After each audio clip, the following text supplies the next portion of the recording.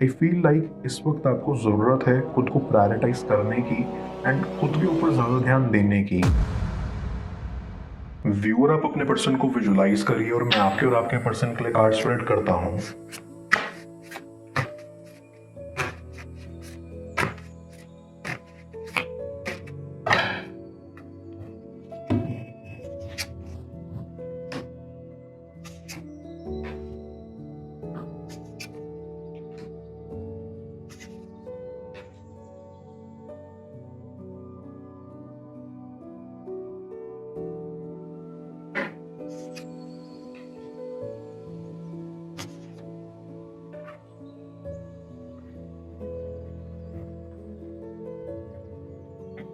I can get a very strong feeling कि आप ना एक जगह पे स्टक हैं। हम सबकी ज़िंदगी में अच्छी बुरी दोनों टाइप की रिलेशनशिप्स आती रहती हैं और हमें कुछ ना कुछ लेसन्स दे जाती हैं। पर कुछ चीज़ें ऐसी भी होती हैं जहां आपको कोई क्लोजर ही नहीं मिलता। जो ये चीज़ें होती हैं वो हमें अंदर से कुर के खाती हैं और हम ये डिसाइड नहीं कर पाते कि हमें लाइफ में आगे चाहिए तो क्या हम मूव ऑन कर जाएं या सही समय के लिए वेट करें कि वो पर्सन लौट कर वापस आएगा और सब कुछ ठीक हो जाएगा। आई सी आप भी एक ऐसे ही फेज से गुजर रहे हो, इसलिए ये आपके लिए और भी ज़्यादा हार्ड है। मैं ये चीज़ अच्छे से समझ सकता हूँ कि आपका दिल बहुत साफ है, आपके मन में कोई बुराई नहीं है और आपका प्यार सच्चा है। चाहे कोई कुछ भी क्यों ना बोले, आपका प्यार काफ़ी सच्चा और मजबूत था और यही वजह है कि आप आज तक सेकंड थॉट्स लाते हो मूव ऑन करने से पहले। शायद यही चीज़ आपकी लाइफ के ग्रोथ को रोक रही है। आपको एक डर भी है कि अगर आप मूव ऑन कर जाओगे और दोबारा किसी और से प्यार करोगे तो शायद आपको दोबारा चोट लगेगी और वो चीज़ आपके दिल को इतने हिस्सों में तोड़ देगा कि शायद उसको आप कभी समेट ही ना पाओ।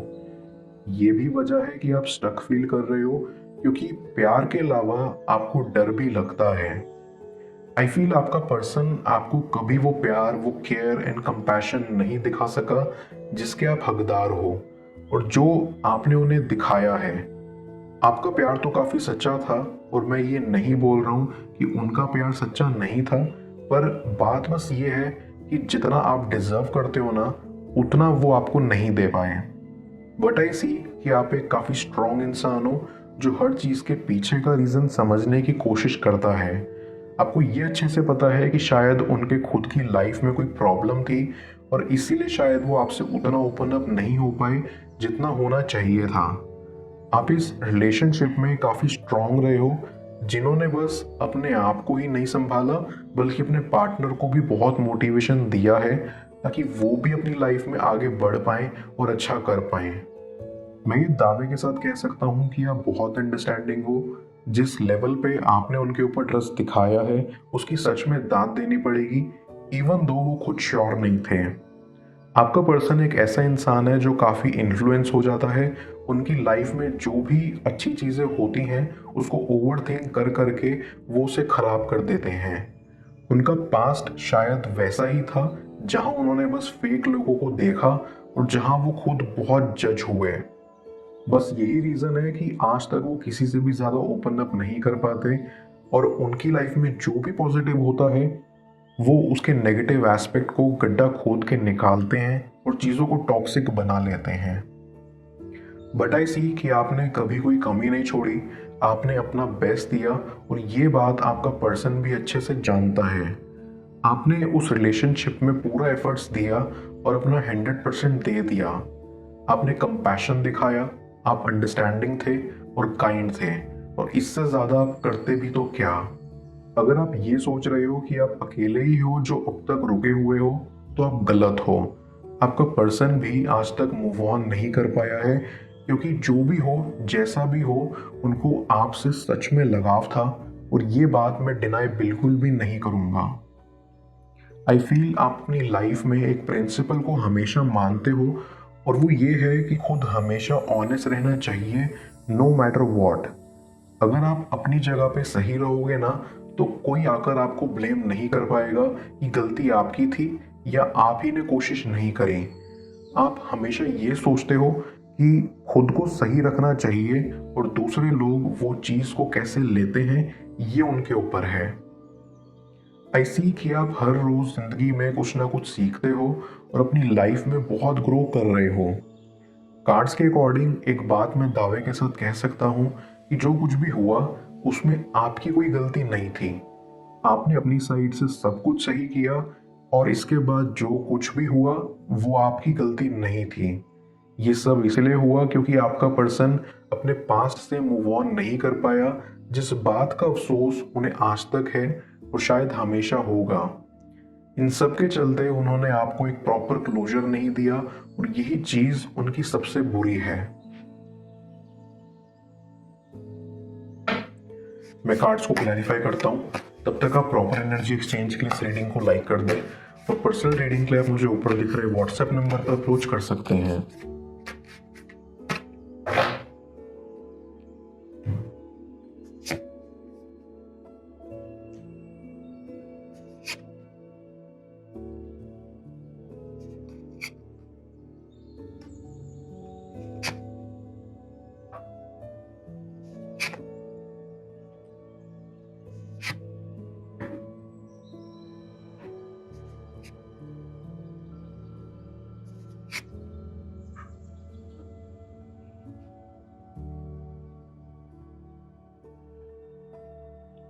जितना मैं कार्ड्स में देख सकता हूँ आई सी कि आप एक ऐसे इंसान हो जो बहुत रियलिस्टिक हो और आपको ये बात अच्छे से पता है कि आपको खुद पर वर्क करना ही होगा ताकि आप हील हो सको, ग्रो कर सको। आप रियलिस्टिक एंड मैच्योर हो और यही चीज़ आपको ज़िंदगी में आगे बढ़ने के लिए भी पुश करेगी। आई सी आप अपना समय ले रहे हो ताकि आप अच्छे से इस हर्ट से मूव ऑन कर सको एंड हील हो सको।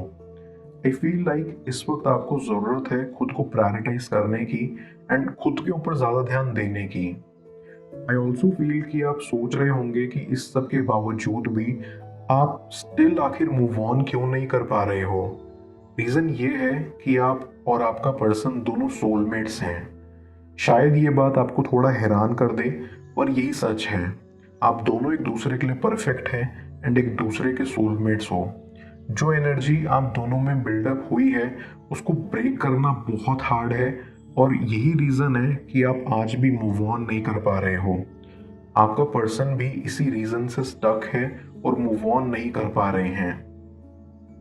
आई कैन सेंस कि आप दोनों का कनेक्शन बहुत डीप था और आप दोनों के बीच एक एनर्जी बिल्डअप होती है जब आप दोनों साथ होते हो और एक दूसरे के करीब आते हो। बट आई सी कि यहाँ स्टिल एक ऐसी सिचुएशन बिल्डअप हो चुकी है जहाँ आपको ये तो पता है कि वो इंसान आपका सोलमेट है, पर सवाल फिर भी यही रह जाता है कि क्या वो इंसान आपके लिए सही है, क्या वो आपके प्यार के काबिल हैं। मैं ये स्ट्रांगली फील कर पा रहा हूँ कि आपके रिलेशनशिप में ना आपके पर्सन ने खुद को सैबोटेज कर दिया था और आपको उनसे दूर कर दिया था। उनको ये करने की भी कोई ज़रूरत नहीं थी बट उन्होंने फिर भी किया बिकॉज जैसा कि मैंने पहले ही बताया आपका पर्सन एक अच्छे स्टेट में नहीं है। इस कनेक्शन में बहुत ज़्यादा पोटेंशियल है पर आपके पर्सन का नेचर ही वैसा है जो बार बार खुद को डाउट करे और इस चीज़ के चलते खुद को ही सेल्फ सैबोटेज कर दे। ये कभी भी सही नहीं है बिकॉज ऐसा होना नहीं चाहिए।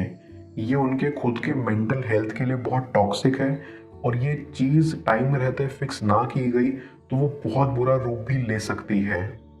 मैं फील कर सकता हूँ कि इस कनेक्शन में जितना भी पोटेंशियल हो आप बहुत बेटर डिजर्व करते हो और ये बेटर आपका पर्सन आपको दे सकता है, पर उसके लिए आपको बहुत वेट करना होगा क्योंकि आपका पर्सन का नेचर एक दिन में नहीं बना है तो वो एक दिन में बदलेगा भी नहीं। आपको वेट करना होगा कि वो बदल जाए और आपको एम्ब्रेस करें और अपनी गलतियां सुधारें।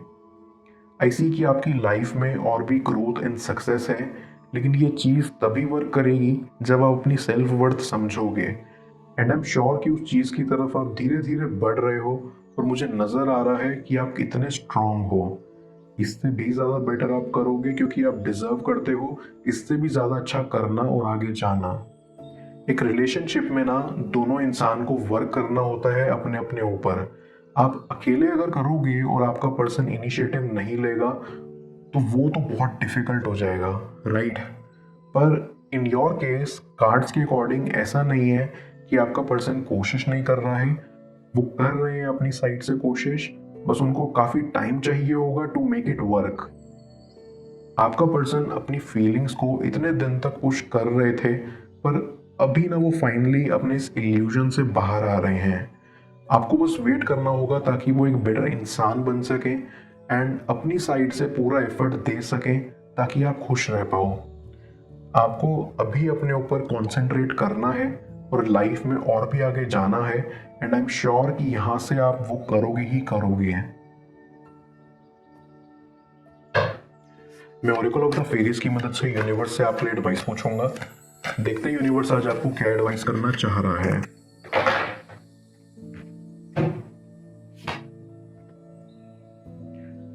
Shine from with in. ये फेरी आपको कहना चाहती है कि भारी सुंदरता भी एक बारी को फीकी पड़ जाती है जब आपके मन की सुंदरता पर बात आती है। तो ये समय है आपका अंदर से शाइन करने का। इस टाइम पर आपको सबसे पहले अपने सेल्फ एक्सेप्टेंस पर फोकस करना है। आप जो हो जैसे हो उसे खुद से एक्सेप्ट करना है ताकि आप अपने अंदर छुपी अपनी असली सुंदरता को महसूस कर पाओ और दुनिया के आगे उसे रिवील कर पाओ।